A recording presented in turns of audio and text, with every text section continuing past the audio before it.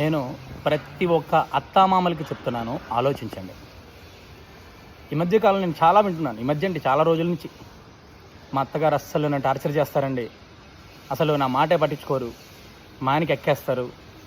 అత్తగారు ఆడపడుచు కలిసి టార్చర్ చేస్తున్నారు, ఇంకా పాతకాలంలో లాగానే ఉన్నారు. ఇలా చాలామంది ఆడవాళ్ళు కంప్లైంట్ చేస్తుంటారు. ఆలోచించండి, ఇవాళ రేపు ప్రతి ఒక్కరికి ఇండివిజువాలిటీ బాగా పెరిగిపోయింది. ప్రతి ఒక్కరూ అమ్మాయిల్ని BTech, MTech, well educated, well మెచ్యూర్డ్గా పెంచుతున్నారు. ఇండివిజువాలిటీ బాగా ఎక్కువైపోయింది. దానివల్ల వాళ్ళ సంపాదన, వాళ్ళు బాగా చదువుకొని ఉండడము, వాళ్ళ అభిప్రాయాలను కూడా ఎదుటి వ్యక్తి గౌరవించాలని వాళ్ళు ఇష్టపడుతున్నారు.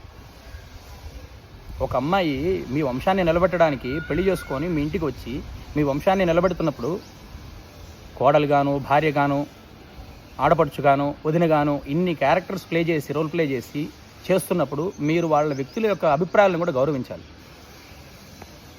ఆ అమ్మాయి అభిప్రాయాలను కూడా గౌరవించాలి.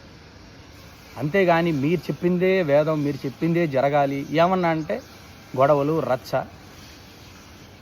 చిలికి గాలివాన చేసుకోవడం.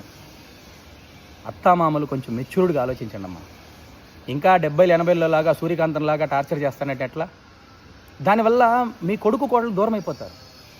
దానివల్లనే ఎక్కువగా పెళ్ళైన వెంటనే ఒకే సిటీలో ఉన్నా కూడా సపరేట్ కుటుంబాలు. ఎందుకనంటే వాళ్ళ అభిప్రాయాలు మీరు గౌరవించరు. వాళ్ళ అభిప్రాయాలని మీరు గౌరవించరు. ఏ విషయంలో, ఫుడ్ అవ్వచ్చు, డ్రెస్సింగ్ అవ్వచ్చు, ఏ షాపింగ్ అవ్వచ్చు, ట్రిప్పులు వెళ్ళడం అవ్వచ్చు, what ever it may be, ఎదుటి వ్యక్తి యొక్క అభిప్రాయాలను గౌరవించడం తెలుసుకోండి. ఇండివిజువాలిటీ బాగా ఎక్కువైపోయింది. అది అహంకారము, పొగరో కాదు. నాకు నచ్చింది నేను ఎందుకు చేయకూడదు, నాకు నచ్చిన పదార్థం నేను ఎందుకు తినకూడదు, నాకు నచ్చిన బట్ట నేను ఎందుకు కట్టుకోకూడదు. మరీ వల్గర్గా ఉంటే, మితిమీరిపోతే దాన్ని ఖండించడంలో తప్పులేదు. కానీ ప్రతి చిన్నదానికి టార్చర్ చేస్తాను, చెప్పినట్టే జరగాలి, నా ఇంట్లో నేను చెప్పినట్టే ఉండాలంటే ఇబ్బంది పడతారు. కుటుంబాల్లో గొడవలు అవుతాయి. దానివల్ల చిలికి గాలివానే డివోర్స్ దాకా పోతాయి. ఆలోచించండి, మెచ్యూర్డ్గా ఆలోచించండి.